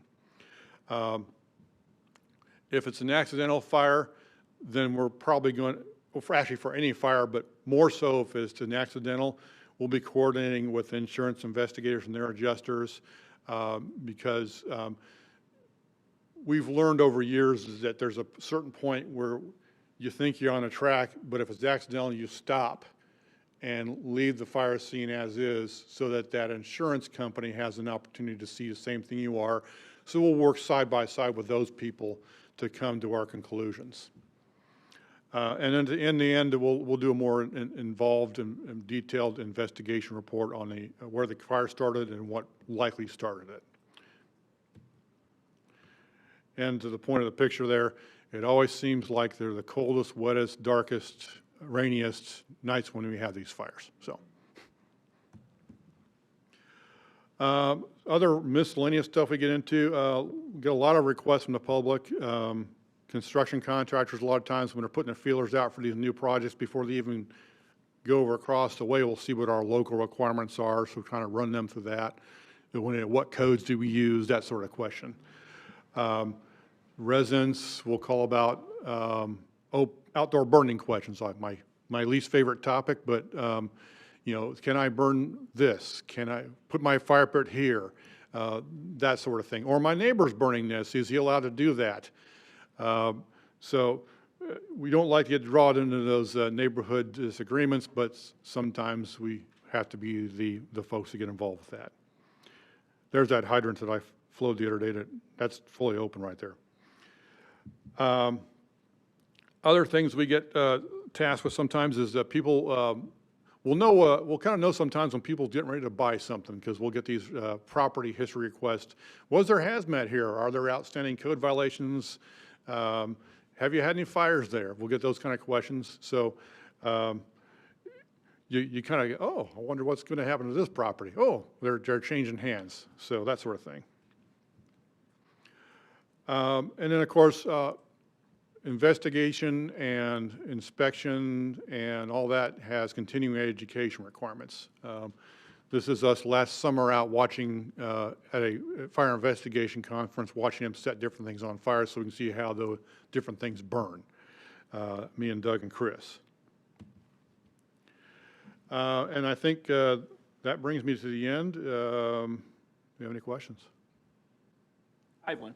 Yes. How often do you all end up going to the state building or state fire prevention and building safety commission? I know I've seen Chris there several times, and in the time that I've watched the commission, it seems like Zionsville's there a lot, and I think it's probably one of two things. It's probably because we either have a lot more going on than a lot of other towns, or because you all catch things that other towns maybe don't catch.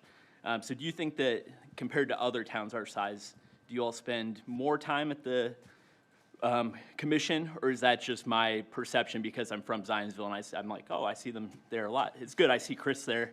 I used to see Chris there a lot when I went down, and Okay. It's always good to see him. Was it Chris or Josh? I saw Chris a lot, I know, because Okay. he's the one. Yeah, anyway, I knew Chris back in the day when I worked in Congress for some stuff that I used to do. But Okay. Anyway, yeah. I guess there's two sides to that. One is particularly for Josh. He's no longer with us, but he was heavily involved in the code adoption process. So there's that. So he would be down probably giving updates on that. Yeah, and I did see him there too. But Chris was there a lot of times when there were like variance requests, Yes. right? Specific designs. Yeah. So and then there are the variance requests. So yes, I think. I don't know how we compare really with other departments, but when there is I think we have better oversight of codes than a lot of other communities do with the level of experience that we have. So a lot of those come about because we catch things that other communities may not be catching. And I get that comment a lot at construction sites. We've done this and never been questioned about it. Well, here's the code, and this is why. And then the variance comes about if they can't do that. Or the Maple Lawn Haunted House, he's gone through a variance request for the past several years because he's doing it in a building that's non-compliant. So I will say that we like to be proactive on those, and a lot of times we'll be down there with the petitioner to give our side, and most of the time we're if they communicate with us ahead of time, we're not there to oppose them. We're there to just say we do not oppose it, or that just to confirm that we've talked through this, and the building commission tends to have a better, more favorable outcome. Not always, because you never can tell, but they will tend to be more favorable if we've done that homework with the together. I have actually had a developer say to me that our inspectors and fire prevention are some of the best because they are able to catch and they're aware. I think the experience in the group definitely pays off. So Yeah. thank you. Yeah, definitely. Thanks for, I mean, I can always tell you all are very prepared and professional at those meetings, so thanks for what you do. Appreciate it. I was just going to add, I think this is probably, other than responding to active emergencies, I think that what you do in fire prevention is probably one of the most absolutely important things, right? You think about how the fire world over time has evolved, right? And we think your most salient example, the Holiday Farms nursing home, assisted living facility. You know, think about how important it is that all the systems are upright in that facility. Think about how important it is that door access is, you guys are able to get in the event of something catastrophic, right? Because the loss of life could be, I think we saw it a bar in Switzerland, right?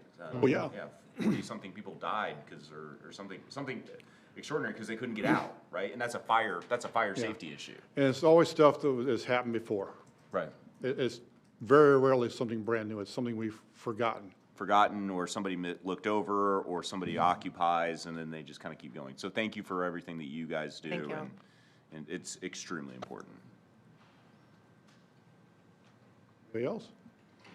The only other thing I had on my ask, and I apologize, I have not followed your social media closely. Have we put out anything about open burning for these concerned citizens and code violations and code concerns? We have not yet. We've put those PSAs together, and we're working with the town communications to really get the branding correct, and we plan to have those out soon. Great, great, because I think that this is the time of year everyone's pulling out their brush together, they're cleaning up their yards, and I've already seen some open burns, and just communicating where it's okay and where it's not okay, I think is very important, and also knowing how that's such a quick spread of fire if we have any kind of drought, so. And we're keeping a pulse on some of the questions that come up in social media about different things. We saw one that came up about lithium-ion batteries, and we're just trying to put one together for that too. So we're gonna create a library for some of those PSAs. Good, that's great. Thank you. Anyone else have any questions about fire prevention or fire prevention division? All right, well, with that, does any of you have anything to add that we didn't hit? Okay. No, just that I expect probably that we'll probably continue to talk about staffing at the coming meetings, and then for the two newest members, probably knowing that's probably where the rubber's really going to hit the road. Then is when we start getting into staffing and budget for next year on our role here as safety boards. So Right, so we, at town council, have the budget presented to us, and we get it in the process in August, or we start reviewing, and we come to a percentage for tax rate in September and approve the budget in October so that it is uploaded into Gateway by November, I want to say 1st-ish. I'm pretty rough on, but that's kind of the timing. So that's why I mentioned they were already starting their budget process, because they have to have everything ready to present to the mayor and the finance team by June. Is that right? You have to, the conversations are now in May, but presented. So it goes through them, then it would come to us. With that, does anyone want to move to adjourn? I will motion to adjourn. Second. All in favor say aye. Aye. Anyone opposed? No, that's great. The next regular safety board meeting is scheduled for May 18th, 2026 at 8 a.m. or immediately upon the conclusion of the town council meeting, which begins at 7:30. Thank you.